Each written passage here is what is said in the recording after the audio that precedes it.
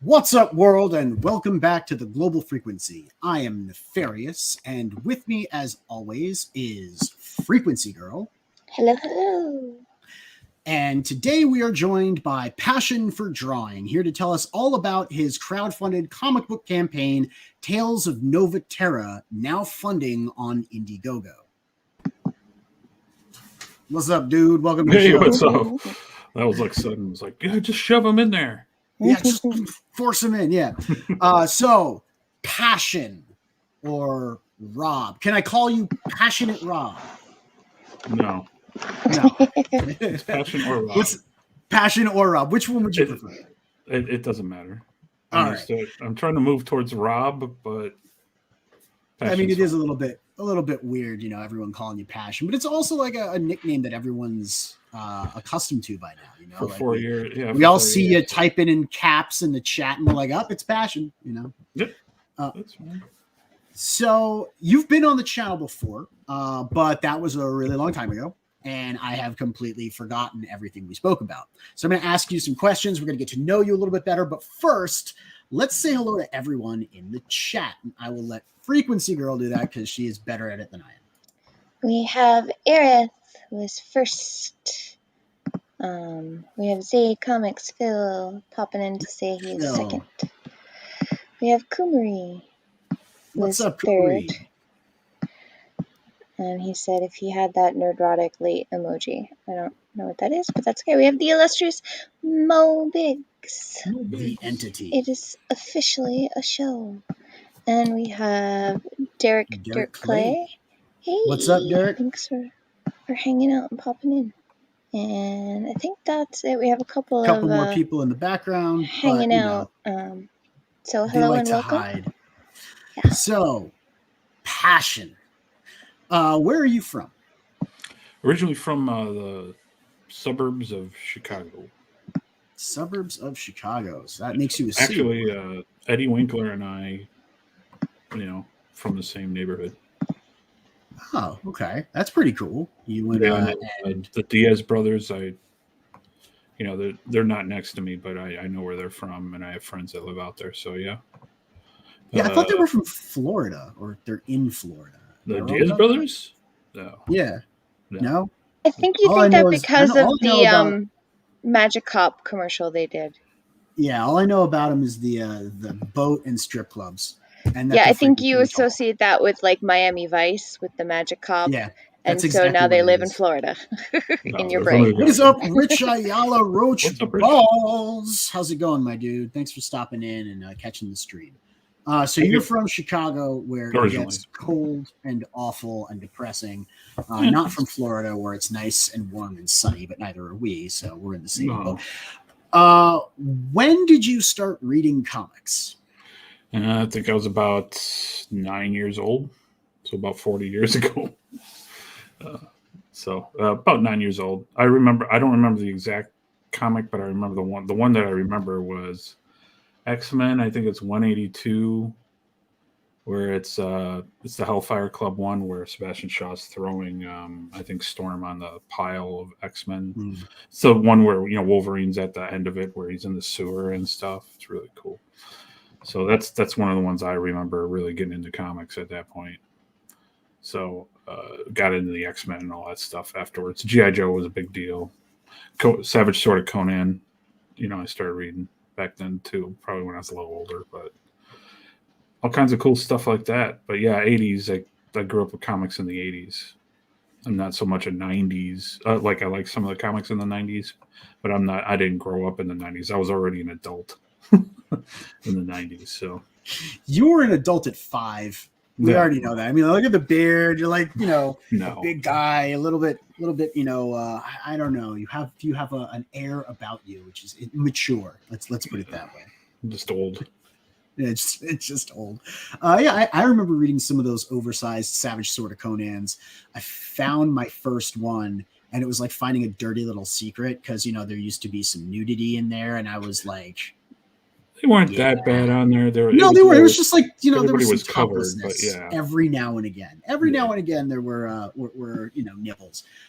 And I was like, what's this? And that changed everything for me. But I was reading G.I. Joe around the same time, and I got into the 90s X-Men. I didn't get into the 80s X-Men as much as I did the Claremont Lee stuff.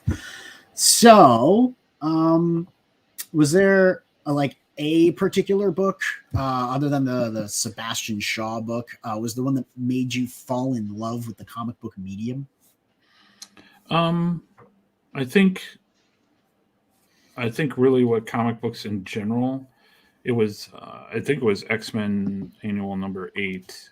I think that's what it was. It's 8, I think. And that's the one where Art Adams did first time. Mm-hmm. The one with the Thor, going to Asgard and stuff. I thought that was a really cool book and the art and stuff. And I started falling in love with it then. That would have been like 85, 86. So probably when I was about 14. And then Marvel was putting out really cool stuff at that time. So G.I. Joe was a big deal. I love G.I. Joe mostly for the comics. The cartoon was but the comics were really cool. The comics were very different than the cartoon. Yeah. I remember European Mission. I remember there were multiple different G.I. Joe titles, kind of like, how you had Spectacular Spider-Man and Amazing Spider-Man and stuff. And I remember one particular issue. I don't remember the name of the run, but I remember when Snake Eyes got his new costume, the one with the butterfly knives on his chest and the Uzi and everything. That issue was insane, and it was so different than the show. He parachutes down into a remote location, and he just takes out all these dudes with all his weapons and infiltrates this castle. And I was like, you would never see this on the show. Issue, yeah, that was a silent issue, yeah, which is one of my favorite comic books of all time. So yeah, anybody who draws comic books should have a copy of it in their arsenal to look at it, because there's not a word in it, and it's you get everything. You don't have to do anything. You don't need anything, and it's all art. And that's really cool because he's mute, right? So we don't need dialogue if we're following Snake Eyes. You're not going to get dialogue really. It's like those silent episodes of TV shows. Yeah, like you said, it's good storytelling if you can read a comic without having to read it. So then, in the 90s, I was, like I said, I was already an adult and I was in the military, so I still collect comics here and there. But the big boom and then the bust that was in the mid 90s. I was around for all that stuff. So it's that kind of ruined comics for a long time for me. So I didn't really start buying comics. I don't know. I bought them off and on here and there, but it wasn't until now, the past few years, that I really started buying comics again. And then now I'm really into manga. I haven't bought this many comic books since I was a kid, so I have quite a large collection now. So manga, you got a manga collection. Is there anything on the stands at all, other on the side of Western comics that you read, or is it all manga? And if so, which ones? The only Western stuff I buy is stuff in CG. That's the only stuff I really buy. There's no mainstream stuff. I'm not interested in Superman or Wolverine or any of that stuff anymore. It's all crap. But but manga wise, I mean, Berserk, of course, and then there's Goblin Slayer. For fantasy stuff, I like the fantasy stuff. So Goblin Slayer and Rise of the Shield Hero are really good. Mm-hmm. Then I've been buying other ones, One Punch Man and My Hero Academia is really good. Chainsaw Man, I like a lot. Demon Slayer. I got the first Demon Slayer. I haven't sat and read it, but the manga is much better. than the show, in my opinion. Like, I'm not a big fan of the animation in it. It's just overboard. But I'm not a huge anime fan because it's designed for young boys, and I'm not a young boy. So you're an old boy. Yeah. Yeah. But the manga tends to be a little more mature in a lot of ways, and it doesn't have all that kooky, cartoony stuff in it. So there's a lot of other ones I'm reading too. Like, let's see what's Mo is Vagabond fuming at the talk of mangers and weebery. I will say though, like, Berserk deserves some Berserk considerations here. Berserk is probably the best comic. One of those series that's just, especially for you, because you like that medieval fantasy stuff, and Berserk really does have a mature storytelling side to it. It's not just like the goofy manga stuff that you imagine when you think about all of the debauched weebery that B-Rose gets up to. Berserk is definitely. Apparently, he sniped us, or no, he was sniped by Mo Biggs. Never mind. I'm out. Did he get kicked? No. Oh, okay. Maybe. What's up, Neostar? Thanks for coming in, man. Brilliant star that check. shines tonight. The power ballad that rocks your socks. Riser Man stands before you. Yes, he was timed out by Mo Biggs. I had to go check because it doesn't show you on StreamYard. But we've also got Hicks Villain, and Bros has switched accounts, apparently. I think he equated you with the manga talk, so you automatically got kicked, B-Rose. But we all want to bash on manga and all that stuff, and we wonder where all the characters and everything went in comics nowadays in the West. They all went to manga.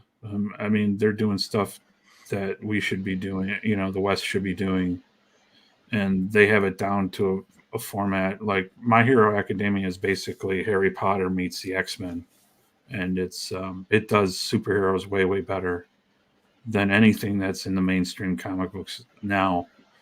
The art is fantastic. The story is really cool, and it's, if you're like 14-year-old kid, you're a 12-year-old kid, you love this book, and that's what it's supposed to be for. And that we're not making things like that anymore, here in the West, but the Japanese are, and they're killing it. Same thing with Demon Slayer. The kid's like 14 in it. That's cool for younger kids. They like that stuff. So the stuff is getting made. It's just not getting made here, which sucks. But that's what we're here for. So to try to make cool stuff. Like, same thing with you. You did Mavericks, which no one's making cool robot books here in the West. That's true. I have not seen a whole lot of cool Western robot books. Although I hear there are some cropping up on the crowdfunding platform that shall not be named. So I'm going to be looking at some of those and inquiring as to the direction that people are going to be taking the genre. But for you, it's fantasy, and I dig the crap out of fantasy. I do. I'm a sci-fi nerd, just like in general, but fantasy is a very close second for me. And I really like the Conan stuff. Yeah, apparently Mo Biggs took his frustrations out on B-Rose rather than kicking you, because he wants you to be able to fund the book. He kicked B-Rose because just why not kick the appropriate target, right? We've also got Greg Levitt up in the chat. He says, I have a mech IP. I'd love to see the mech IP. That's awesome. B-Rose is crying because he is our soft target for everything. I guess he's the whipping boy today. See, I wasn't going to say that term. I was going to try and keep it, away from like talking about whipping people. But hey, you had to go there, so It's a Caldecott what the hell winner. is a Caldecott? It's a children's book. It won like the Newbery and the Caldecott. See, can you be more? I bet Mo Biggs knows what I'm talking about. I bet Mo Biggs B-Rose knows is brown and yellow. Like, saying that is going to terrify him. He didn't mean it like that. Okay, let's see. Hey, Leandro, what's up, my dude? Yeah, I know we are in the home stretch now for fulfillment. The covers are getting proofed. We're hoping to get stuff back this week, and we'll be sending out an update when we do. Because if everything is good, we're just going to put in the order and move ahead. 2,000 books, so a big, hefty, set of. It's very weighty, and we had to make sure everything is exactly the way we want it before we order 2,000 books. Told you Mo Biggs knew what book I was talking about. Mo Biggs knows everything. Mo Biggs is I know, familiar that's with what I all. said. That is why he You hates know manga so much. He knows all the manga. We talk about one or two good. Yeah, we'll I talk would about probably Demon hate Slayer. it too if I had to know. We'll talk all of about it. Berserk, right? I'll talk about Gundam, right? Those are like iconic. B-Rose knows all of the slice of life stuff. He knows Prince of Tennis and all of the dirty books that are out there too. He knows everything. So he can take the whole of manga and be like, yeah, guys, 90% of this is just trash. And then he gets mad at us for praising it. I'm sure that's exactly what's going on. B-Rose is more of a Judas goat leading the unwitting into the clutches of weeb degeneracy. I don't know if they're unwitting. And it might be a collaborative effort. Anyway, moving on. What artists and writers inspire you? So we get an idea for where you're coming from when you write and create. Artists. I mean, my favorite comic book artists are. I mean, I love Art Adams. He's still my favorite. We got the other big ones. I like John Byrne. John Byrne's one of my favorites too, and. Jim Lee and Mark Silvestri, those are some of my other favorite comic book artists. I like Jack Kirby, of course, for simplicity. And in this case, Buscema was a big influence. He did a lot of Conan stuff. I mean, he was Conan. And then, there's Barry Windsor Smith and a big influence, and Bernie Wrightson and those, a lot of old school guys that I really like. And again, because I read comics in the 80s, so that's what I was exposed to. Some stuff in the 70s and 80s. There was no comic book industry. There wasn't no comic book collecting either. You used to go to they'd have a comic book convention, and it'd be like some shady Holiday Inn place, in the corner, and a bunch of weirdos selling their old books from the 40s and 50s, and you'd be like, what is this? It's just, there wasn't panels, there wasn't any of that. There's just nerds talking about comics. So it was a different time, so there wasn't comic book stores everywhere. Leandro says someone is invoking their inner Superman on the panel. If you squint a little, the red LEDs next to you look like lasers shooting out of your eyes. Yeah, my eyes And we've got Glenn in Monsterland up in the chat. Thank you so much for coming. Thank you, everybody. B-Rose collects socks. We all know what that means, and we're not going to say it in polite company. So you've also already published other books, right? You did Doom Fate for one. I believe you've been involved in some collaborations. And Doom Fate had a sword and sorcery vibe to it as well. Do you have a hankering to remake the Savage Sword of Conan aesthetic? Well, I don't want to remake it. I just want to update it and bring it back. Revisit it? Yeah. Like I said, those books were really cool to me. And, just getting the magazine was cool. I have some old copies myself. And you just kind of miss the whole experience of doing it. I like doing fantasy stuff. I mean, superheroes are cool and everything, don't get me wrong. But fantasy is more my thing and what I'm really into. So that's what I want to put out there for everybody. I think Doom Fate is still, like, this book actually has ties to Doom Fate. It's a lot of the characters from Doom Fate that I couldn't do, like, backgrounds and other stories because I had so much I couldn't fill one book. So this is kind of hopefully a jumping off point. We'll do more fantasy type stories and things like that, and expand the world of Noveterra. Noveterra is the world that Doom Fate takes place in. It's just one little part of it. So there's a lot more stories I want to tell, and Noveterra is a good, Tales of Noveterra is a good way to start expanding everything. All right, so let's talk Noveterra then. I assume it means new ground, so we're covering new ground. It's also probably just like, a new world. It's nine realms in Len. So okay. I'm unoriginal.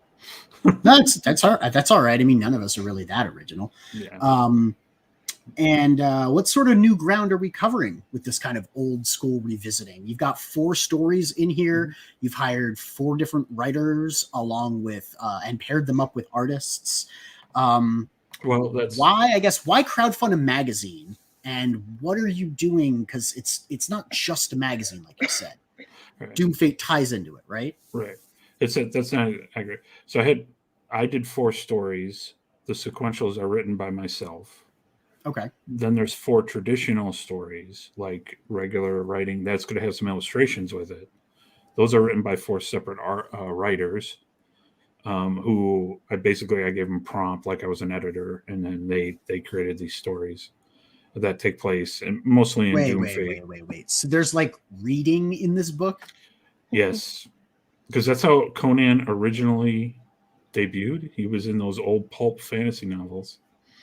And Japan has a ton of what they call light novels, which are basically, that is also true. Light novels stories. Often become anime. People still read, believe it or not, still a multi-billion-dollar business. So it does still have pictures, so you should be okay now. Yeah.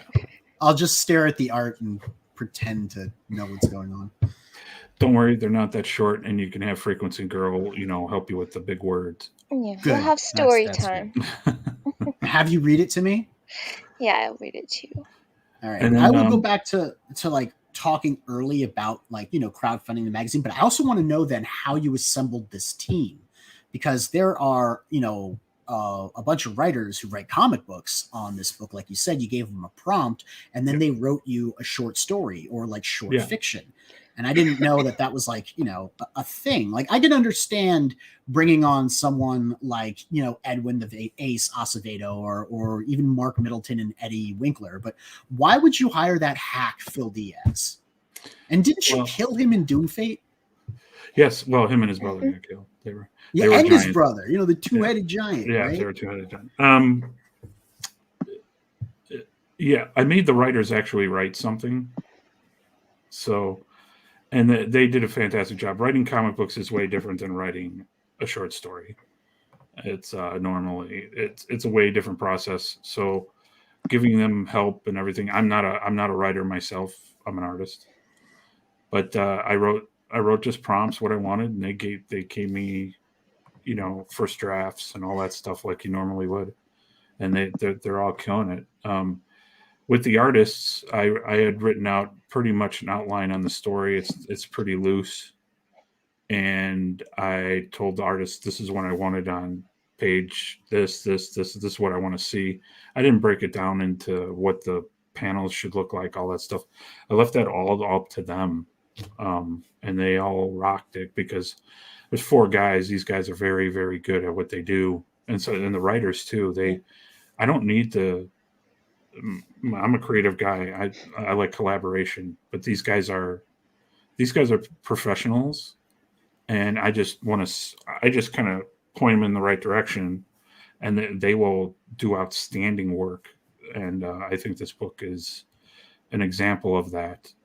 I didn't have to do much handholding at all. That's awesome. I was also just kidding about Phil. Phil's a really good writer. His stuff is quite good. I was just checking to see if he was still in the chat. Really, that's why I said that. And he is, so I can't talk about him. My plan was if he wasn't here, I'd side talk about him. But anyway, what about the artists? You got Alan and Pat. I get that, but who'd be crazy enough to hire Joe Ball and Preston Acevedo? Me, I guess. Wants their stuff to be awesome. Yeah, it's the book is going to be in black and white, and if you're going to do black and white, you got to get some of the best linemen in the biz, and I think all 4 of these guys are it. And we had to turn it up a notch. We got, Doodlebags just does great black. His blacks and shadow work is fantastic. Joe's line work is. I mean, he draws a story that's about a war going on. So it's crazy. And that's incredible. I mean, you look at that and you wonder how many pens he murders doing those panels. It's like, I swear he's got at least one dead pen a page, right? He goes through, and that's why he charges so much, is he goes through all of these pens and his inks and everything. I mean, like, it's the cost of doing business. But that panel is also really good. I mean, you definitely picked the right guys, I think, for the art in this book. They lend their styles so well to Sword and Sorcery, Conan, that kind of stuff. So I think you hit a home run with the art. Tell me about the 4 sequential stories. Is there anything you can expound upon without giving it away? Sure. Yeah. There's an overarching theme on all 4 stories. They're each it's about how scars. I'm sorry, I have to interrupt because Mo Biggs, I think, hit the comment of the stream. How did you convince Bancroft to launch this book with all of the prominent blacks, with all of those K values? Yeah, it could be a lot of K value in this book. Right, a lot of K value. I'm sorry. Please continue. Yeah. Each story has an overarching theme. If you see the connections about obtaining scars and things like that. But the first story by Pat is a character called Armus. He's in Doom Fate. He's kind of my Conan stand-in. It's when he's younger. It's one of his first adventures. He goes to the east and sees all new things. So it's kind of a fish out of water thing. The second story by Joe Ball is called The Front. That has to do with Helios. He's also in Doom Fate.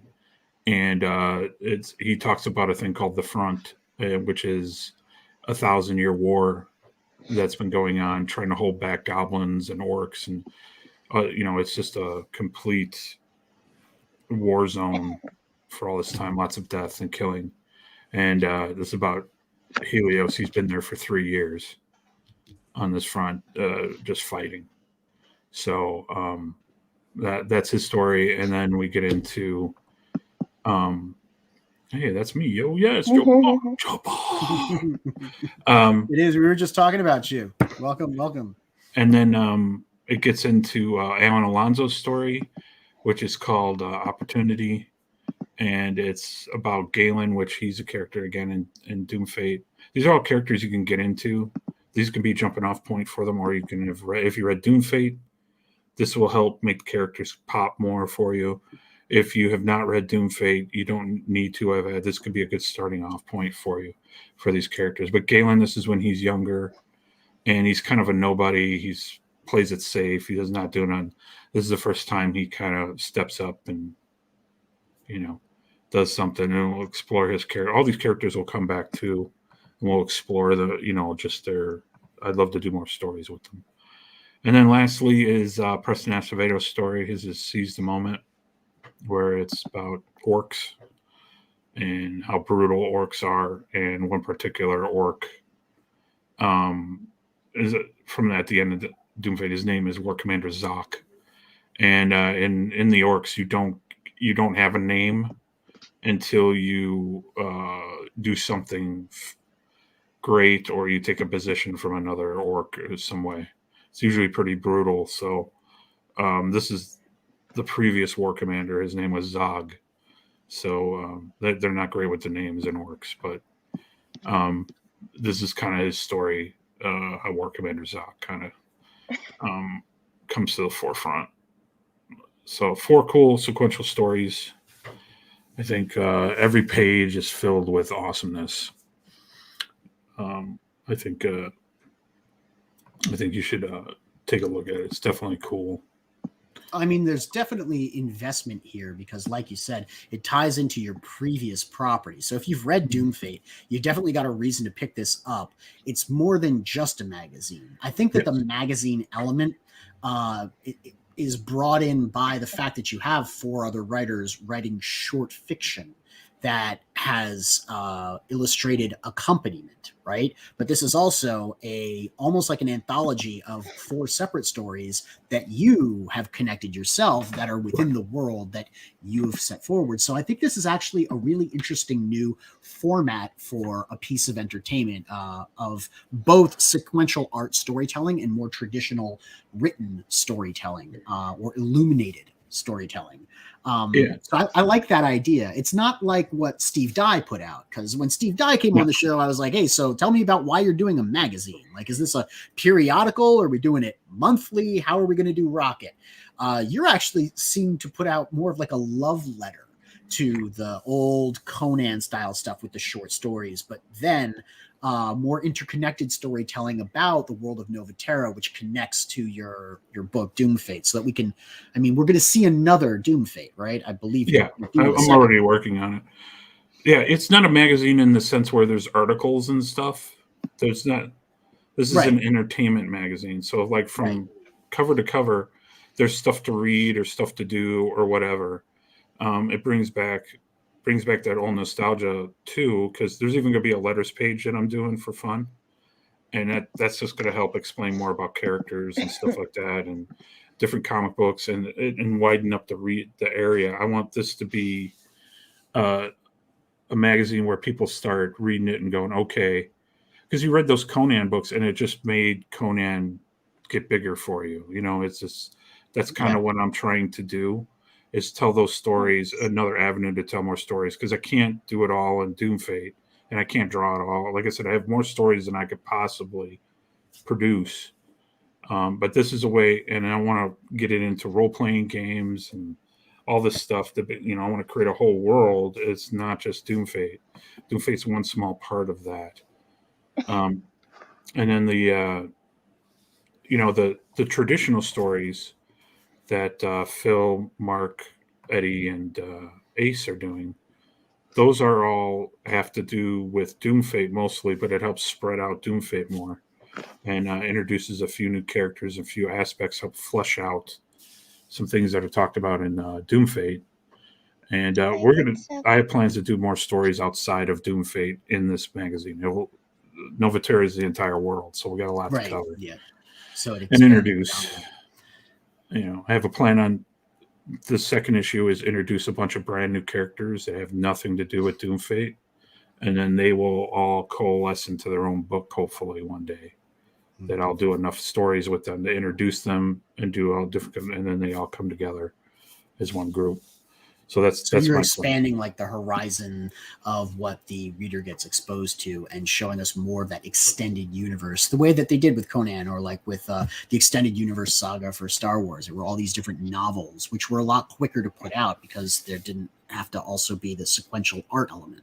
Freq Girl, do you keep dropping the Indiegogo page on purpose, or? Yeah, I just was cutting back and forth between the art and stuff while we're talking about it, and then you guys. Gotcha. So I want to say hi to Good Stuff real quick, as well as Pops, who came in earlier, and Frog G. Thank you for hanging out, man. I've seen you. I haven't had the opportunity to say hi, hello. And there was someone else who just popped in, and I don't know where they went. I like blanked out on it. I don't see it anyway. I mean, we said hi to Aerith a lot earlier. Yeah, we said hi to Joe Ball. Yeah. I think that's everybody. Yeah, we did. Okay, so you do a lot of sketch cards, right? Yes. And sometimes you do prints that people don't release on their campaigns. And it was a really good print, man. That print is one of the best pieces of art I ever did. You didn't use it. And it's got some sexy colors to it, and we'll use it on the next one. We just didn't get to make it into the... shown it to anybody. It's a secret. Oh, okay. Secrets are exciting. How about this? We'll really use it as a preview piece. Yeah, we'll make it the pre-launch, part of the pre-launch thing. Everyone who signs up for the pre-launch will get it. How about that? We'll feature it prominently on the page. It's not a cover, but I'll take it. Yeah, it's a cool piece, like you said. Yeah, it's very good. So since you do so much of your work. Hey, what's up, Arrogant Ape? You do so much of your work traditionally. Do you do any real digital stuff at all, or is it all pen and ink? Well, a lot of the drawings actually done in digital first, then I print it out and then I ink it. So it's kind of half and half, depending on the piece. But I do most everything like that because computer programs I can kind of move stuff around and do some tricks and stuff. Yeah, and like layering and stuff is a thing. You can do all that, and they're much easier. And then I feel like I have more control when it comes to doing it traditional. So I print it out, blue lines, and then I ink it. So Doomfate 2 is all going to be done like that. It's a longer process because usually I'll draw it, lay it out, draw it, sketch it out, and then bring it out, ink it, fix that. Then I scan it, bring it back in, fix it again, and then I'll probably fix it another time before I send it to the colorist. Yet another reason that it takes a while to produce these books, and that doing short fiction, which is just written, might be an easier, quicker way to put it out. That leads me to a question that I have to ask. It's tradition. Did you ever receive any formal education or training in storytelling through sequential art? Did you ever study it at school or take? I have a degree. I have a degree in art, graphic design, and minor in illustration. Well, I mean, that definitely qualifies. See, Mo Biggs, we definitely have people on the channel who have education in it, right? But it's a waste of money. Don't go to art school. Not even YouTube, learn how to draw. It's a waste of money. Not even the Kubert School. It's so renowned. Especially Eric says, "What did Bancroft try to do to me? Is he putting out hits on the Crackalites and the crack adjacent? I don't know. This is new to me. I'm gonna have to check Twitter, I'm sure." Oh, I think it's because he said hi to Mo Biggs last, and so Mo Biggs said that for a second he thought Bancroft must have gotten a double A. Oh, so that's gotcha. why he said that. Yeah, no, that makes sense. Like the gatekeeping again. So are you going to be releasing Tales of Noveterra on a regular basis? I would like to part of it? Yeah, I would like to do it every 4 months. Would be a good schedule. I think so. Yeah. So we'll see if we could do that. Because if we hit first we get funded, but if we hit 10,000 on here, I can start the next book right away. I would already start hiring the artists and get them going, or in the first payment from them, from IGG. But we got to get it funded first. That's the first part, because right now this will cover the production of the book, and then a little bit somewhere I can kind of roll it over, start getting the second issue done. But I don't know when that would be done, because it took over a year to get this together, and we still have a little bit more work to do. But all the heavy lifting is done. The sequential work, took time. That always takes time, as you know, and the cover and everything like that. But most of it's all editing. I'd say probably we're in the editing stage on most of it.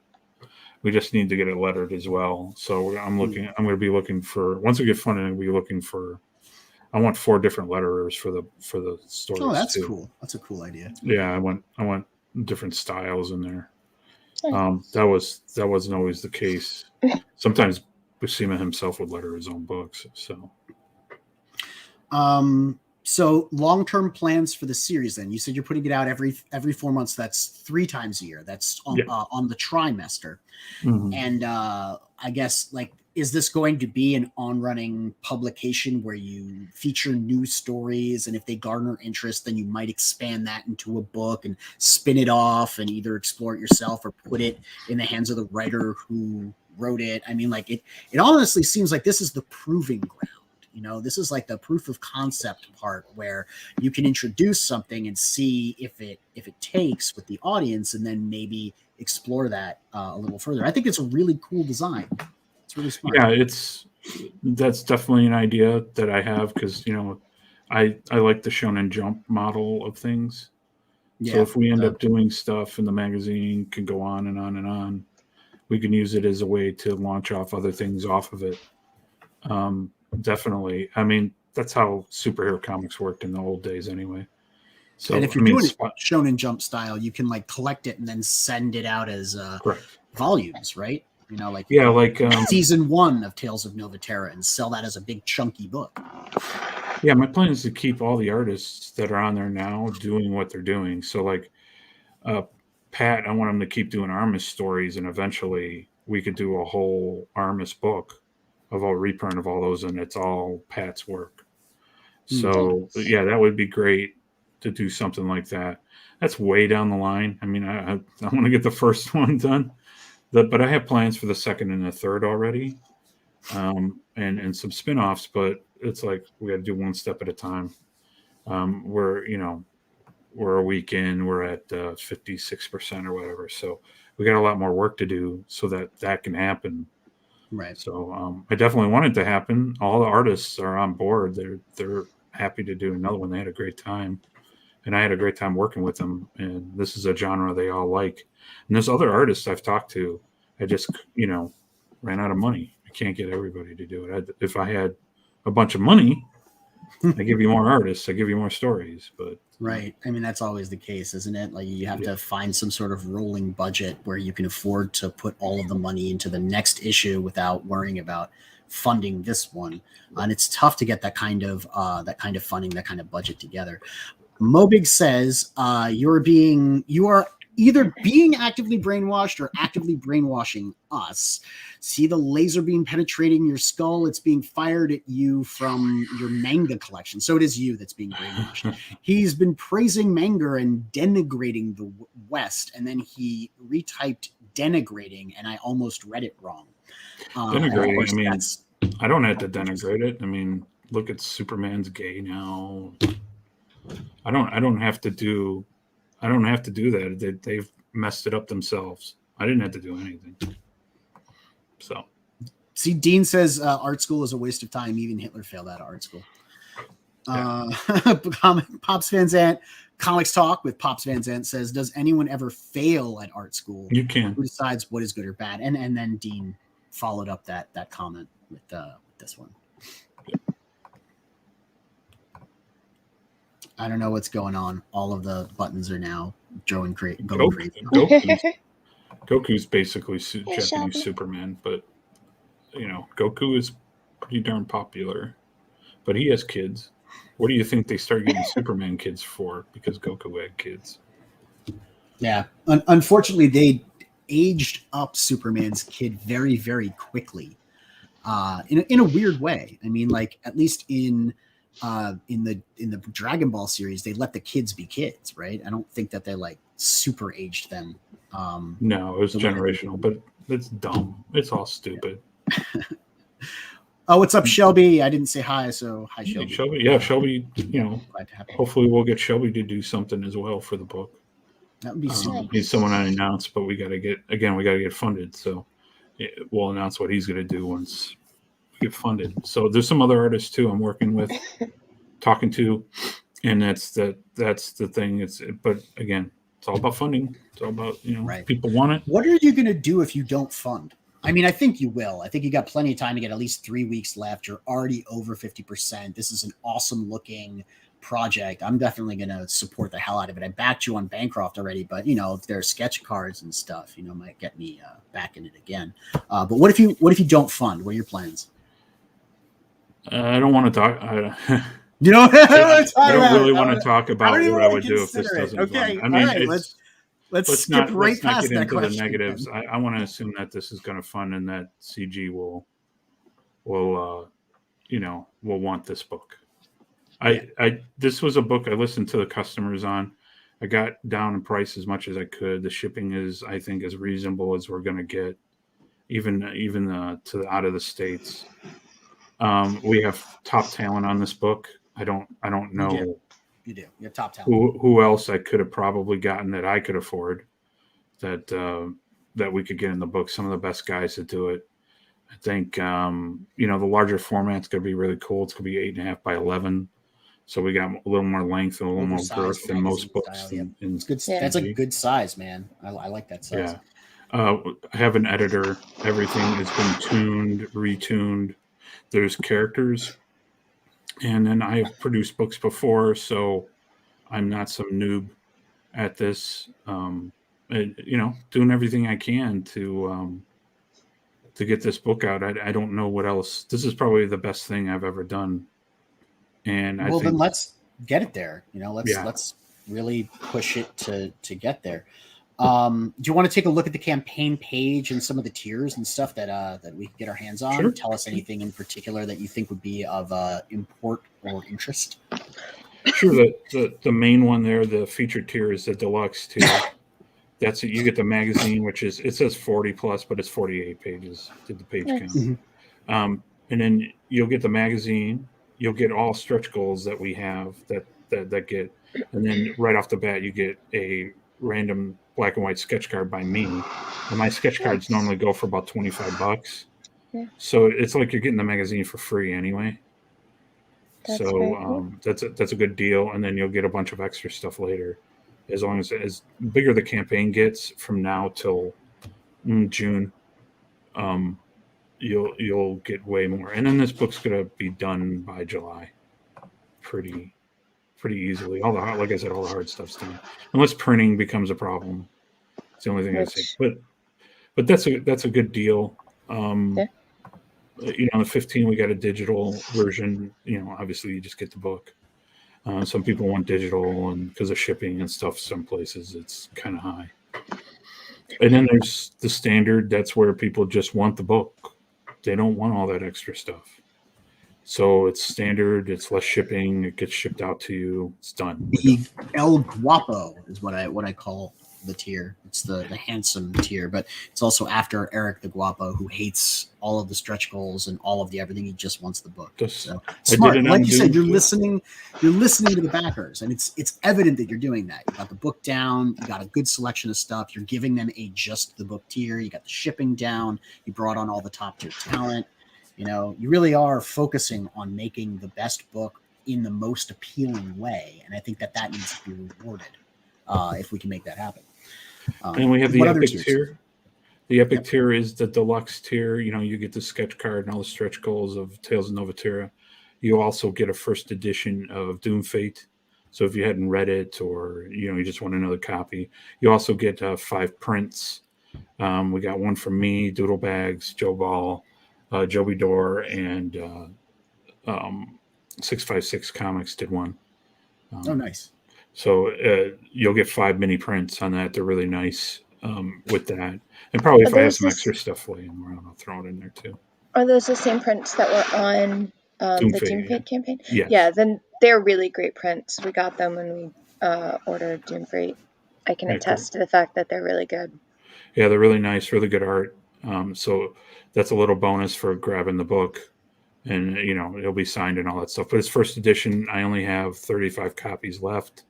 5 of them are also, if you just want Doom Fate added on, there's an add-on for just Doom Fate. You can get that. There's only 5 copies of that, but there's only 30 left. And then this gets reprinted. There'll be a second edition when I launch Doom Fate 2, if I do. Neostar said, I'm pretty neutral when it comes to manga versus comic books, but there's something to be said about the decline of mainstream comics while manga continues to grow, which is true. And I think it's on us to kind of improve Western comics in ways that we can, because it doesn't really seem like industry publishers are trying very hard. Mo says mainstream comics committed what Rob Arnold would call seppi cuckoo. They aren't trying to succeed. They're all right with failure. Well, they're all doing... As someone just getting into it and really analyzing it, and then on TikTok, I do a lot of manga and anime drawings for kids and young adults. It's all there, though. All the stuff that we liked when we were kids, 80s and 90s and that kind of stuff, that same spirit is there. It's just they were not given the things to be into. It's like, oh, okay, Superman for the 100th time. It's like, kids want something fresh and new and different, even if it's just they copied off of us anyway. The Japanese did. All their stuff is taken from us. They're just doing it in a better and creative way. They've been given a lot of creative freedom. Their society is like really based on manga. I mean, literally the prime minister there is like a huge anime and manga fan. I mean, our president isn't. He doesn't even know what a comic book is. So it's a different thing. And they really, really, over the past 30 years, I would say they really, really encouraged it, that kind of thing, and here we would call it nerd culture. There, it's just their culture, and it's exploding. It's their golden age of. I think one book last year in manga, sold 11 million copies, which is more than the entire Western comic book industry combined for a year. One book did that. Yep. So, some Demon of the Slayer tops too, wasn't it? Yeah, it was Demon Slayer. Well, no, it was Ninjutsu Kaisen, and then Demon Slayer. Okay. Demon Slayer has been actually done for like 2 years, and it's still number 2 selling. Then Demon Slayer must have been earlier, Yeah. 2017, 2018, because I remember when it came out, it shattered the entire Western comic market, and people started freaking out that manga was outselling all of Western comics, and it's just been that way ever since. Yeah, and even earlier, I would say. But if you look at the numbers of these books, like One Piece alone has been going on since '97, and if you look at all the sales of it, it has outsold, hard copies and everything, of almost every Marvel comic ever. I don't know if I don't know the hard numbers, but has Uncanny X-Men sold 30 million copies in its entire run? I don't think so. So there's something going on there, and it's so different. Yeah, we make fun of it and all that stuff. But us as creators, we need to pay attention to that kind of stuff, because that's where the customers are, and that's what they're looking for. And from what I've looked, it's not much different than what we were doing in Western comics. We were just the West kind of went the other way. It's a business. It's there. It's a creative outlet. It's huge there. Huge. Yeah. I wish we had some of that culture here, but we just don't. Hey, we've got Metal Movies and Brewskis in the chat. What's up, dude? I think Reaper. No, Butch Cleaver. That was it. Butch Cleaver. Butch Cleaver, yeah. So you're also an accomplished Twitch streamer. You probably have the largest TikTok of anyone I know, barring those mad lads from 656. And you spend a good amount of your time doing sketch cards on streams and arting in general. And you spend a lot of time on social media. Do you get outside a lot? Do you have do you have a whole nother side of you, or is it mostly just art, work, create? Yeah, I take a lot of vitamin D pills because I don't get in the sun too much. But no, it's all mostly art. This is my life, so this is my main job. I stopped doing the Twitch because it wasn't my time investment, but I went over to TikTok and I'm having a good time. That's a great thing. Yeah, a few days a week I do a live show. I think I cracked the code on making a drawing show interesting.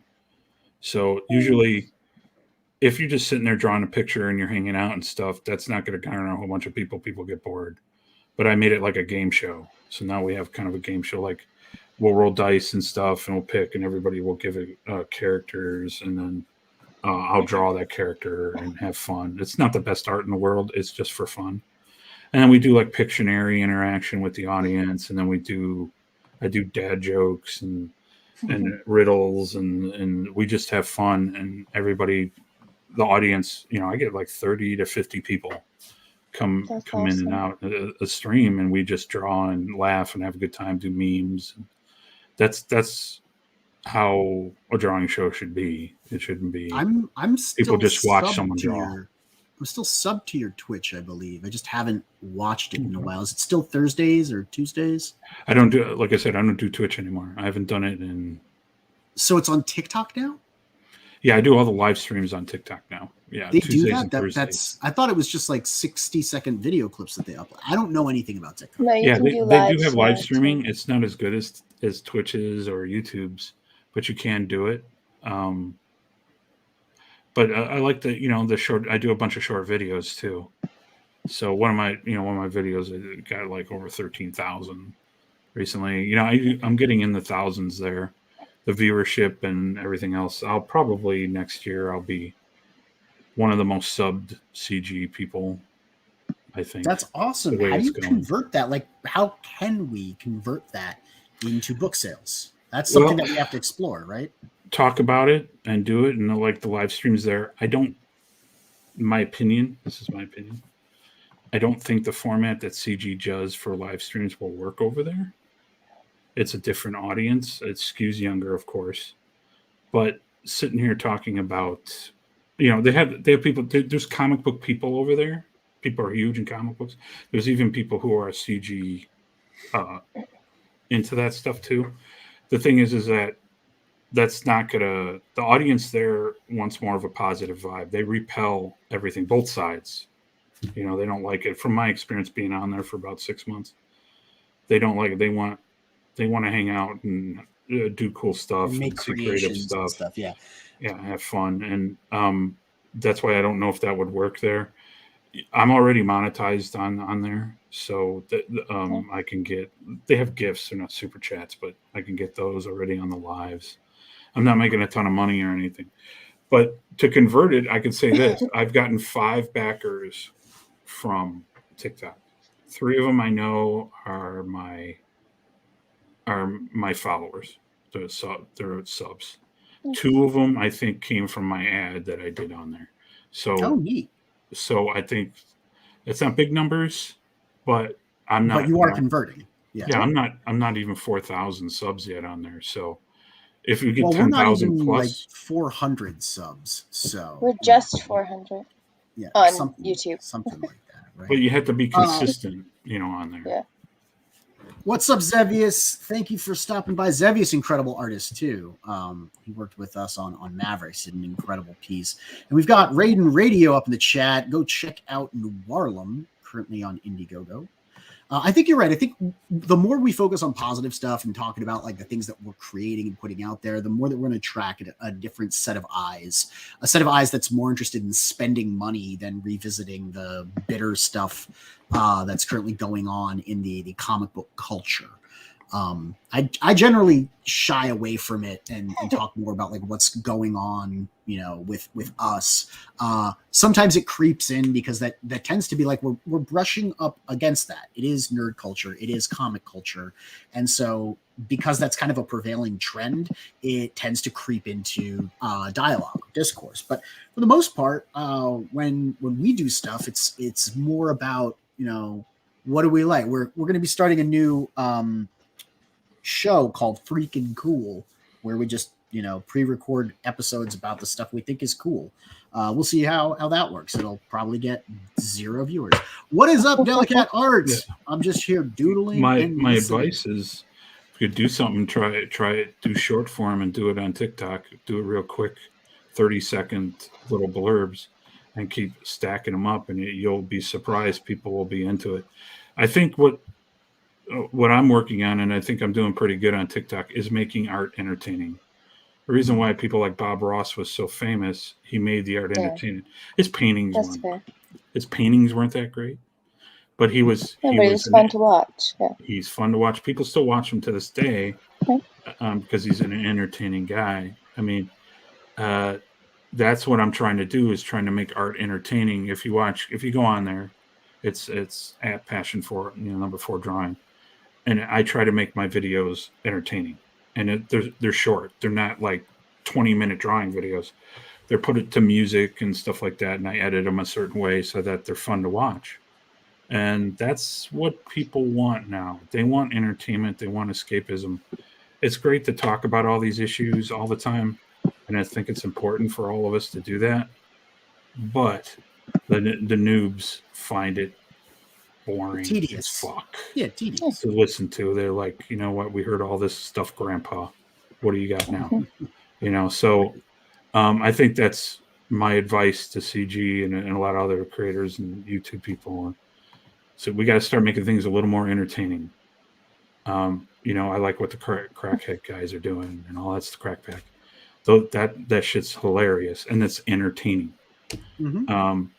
But if we're all sitting here, 20 of us on a panel, is that entertaining? It's we have to start thinking outside the box. And TikTok's say what you want or what you hear about it. It's actually a pretty good platform, and it's a good way to get your entertainment and your name out there. I'm not saying that you're going to be a millionaire or you do Greenbusters on there. You have to do work. But there are ways to do it depending on what your goal is. But you got to make it entertaining first. That's number one, or you're not going to get anywhere. If you just slap your book up there, it's not going to go anywhere. You're not going to get any views. You got to be entertaining. People got to look at your stuff. So if you go to my page on there and you look at some of the videos I've done, they're to music, they're fun, they're all these things. A lot of the ones that did really well. And I had fun doing it. We've got Edwin up in the chat. What is up, Ace? We were talking about you earlier too. Yeah. Thank you for stopping by. So what has your experience been like crowdfunding? Just be careful with some of these videos. They might have copywritten music on them here on YouTube, so just be careful. Okay. I was just gonna scroll down the page to show. That's all right. If we get, we're not monetized, so it doesn't matter. But yeah, thank you. like the Teenage Mutant Ninja Turtle one I did. That one I didn't expect to do really well, but I have this book. My wife gave me. It's 500 drawing prompts, and then what I'll do is I'll just do little videos with it, me drawing a sketch in it to some music, and I'm getting better at editing and things like that. So, and then you can see which ones do really well. Like I'm doing like how to draw, the human body and stuff like that. That gets views as well. And these are better than anything I've ever done on YouTube or Twitch or any of it. And all it is me drawing art. I'm not doing anything special here. I'm not dancing. I'm not showing my boobs. I'm not doing anything. Could you imagine if you did and drew art? That might be I did some Christmas stuff. Monetization. And then my beginning was Inktober. I did all CG books for 31 days. I actually did, Mavericks too. One of those days. Every day I did a sketch card. I remember seeing a Maverick sketch card that you did. Yeah. So every day, and then I did some stuff in between. And look, those are getting 400 or 500 views. They're still getting views to this day. So, that's awesome. Yeah, I don't get that on YouTube. And then good comments. We get 10, 20 comments. How many comments do you get on a video on YouTube? Not that many. 2. Yeah. Maybe. 2. So one of them's me replying. No, I never reply. I reply? What's that? No. Yeah. I don't check the YouTube. I'm bad at it. This is more fun, talking to the people in my chat, hanging out and enjoying people's company than anything else. But I think that you're right. We need to explore other ways to get out there. And it seems like TikTok really does lend itself to that quick format stuff. I mean, but sketch cards are also tight, quick things for you to do. It seems like you said, cracked the code on doing it. And you gamified it with Roll the Bones. So, I think that more people should explore their own path, creating that kind of content. And having more fun, focusing on having fun, like the crackback. Mobig says Passion deleted his most watched TikTok video because he was getting some clap back for his twerking technique. Yeah, it was a little too risque, and they made me take it down. So I didn't want to. I think it might have been the thong, but. I don't know. Did your milkshake bring all the boys to the yard? It was a chocolate cake milkshake, but yeah. I like chocolate cake. I mean, I prefer lemon meringue pie with all the cream and stuff. Silvar Ogre says, had to drop in and say Noveterra looks cool. Thank you so much, Silver. Neostar says, I usually don't comment on live streams, but hey man, you're active in our chat, so we're happy to have you, and we love interacting with you guys. It's like the only human connection that I have left, right? Go outside. Don't we all? Right. So is there anything else you want to tell the audience before we take off here? I mean, obviously we have all of your information in the description of the video. We're going to encourage people to back Tales of Noveterra. I think it looks great. I'm going to back it. I'm interested in seeing what these short stories are like, because I don't see a lot of literature coming out of this side of the comic book network. And I mean, I love short story anthologies for like comics, like short comic anthologies, and I'm interested to see like the interconnectivity of the world. So it has my endorsement, obviously. Yeah, I have a few more things. A few more things. The role-playing game we didn't really talk about. There's going to be a role-playing game module. So if you're into D&D, it's like a one-night thing for that. So there's a cool adventure in there. And then there's going to be new creatures and monsters that you can add to your campaigns that I created with. So there's going to be stats and stuff like that in there. That'll be in the role-playing section. All in the main book? Yes. So there'll be 3 sections. There'll be the sequential, the traditional, and the role-playing area section of the book. And then stretch goals, at 5,000, you'll be able to get that awesome Joe Ball 11 by 17 poster that we're going to create that he did. It's fantastic. And then after we get every 1,000, after that up to 10, I got some pretty cool art for everybody to jump on. This is Anthony Figueroa's trading card, colored by myself, by the way. Nice. I love the colors on this. I was going to ask who colored it. Thank you. Okay. I'm pretty good. I'm retired, but I'm pretty good at it. So, it's great. Thank you. And then we got Clayton Barton, and then you'll be able to get Booty Juice's Dan Dahl's card that I offered in the mail thing, but it'll be a different card than what the mailing list will be getting. The mailing list people, if you got in on that, it's an art card, and he's going to actually be signing them. This card's just going to be with stats on the back. It's going to be like all the other trading cards. And then we got the Pat Maxton vertical mini print page saver. That's a new thing that it came up with for this campaign.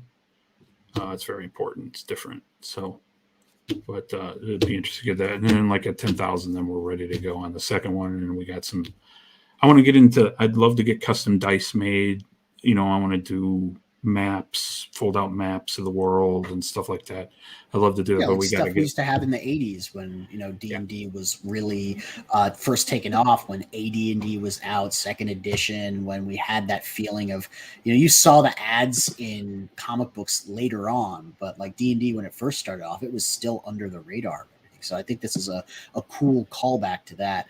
Raiden Radio says a great comic and a one-night stand. Of course, yes. He means the module. What a great value! It is a great value. Yeah, it is a good value. It's a cheap date. Yeah. What else was I gonna say? Oh, and the trailer's pretty awesome. So. Let's check out the trailer. Yeah, that's on my list of things to do. Probably, I have to say it's the best trailer in CG right now.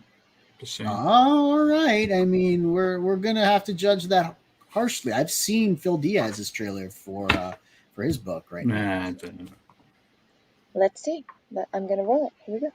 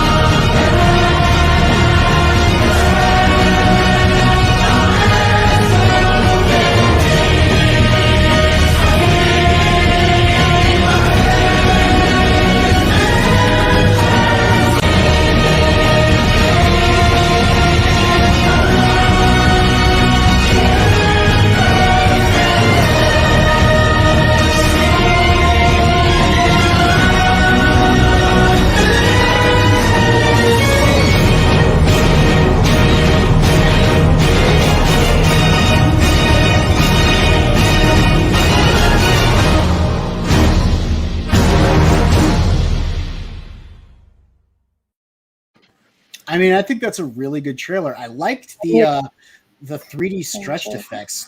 Did you separate into layers and then do that, or were you using the app that kind of like bends the background? It's it's an app called CapCut, CAPCUT. It's pretty cool. It has like a filter effect that does that. It's not always great, but it real quick stuff. It works pretty good. Mo says to fit any more hype into that trailer, you need a double wide. Exactly. My blood was racing that whole time. There is one criticism though, and it's not from me. It would be from John Malin, who hates it when trailers don't have narration and have like. Yeah, but his last trailers didn't have narration, so John Malin's fault. Oh, but you see, like he can break his own rules. It's a thing, right? It doesn't need narration. That's a badass. Yeah, I understand. Neostar says, "Holy shnikes!" Exactly. I dig it. Yeah.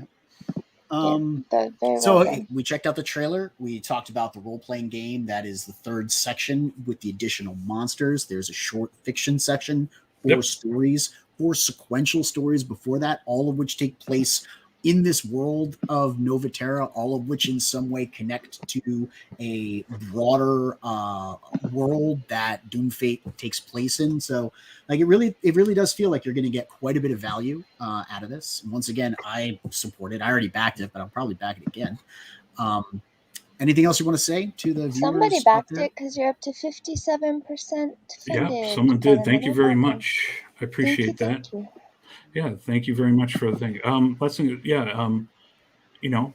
Please back the book. This is a really cool book. It's got a lot of great talent. It's cool stories and everything. I think everybody will like it, even if you're not a huge fan of sword and sorcery stuff. I think you've just seen the talent on this book. I think you'll want to read it, and maybe it'll spark a little more interest. But if you like Conan and all that stuff, at least a little bit, you're gonna love this book. So.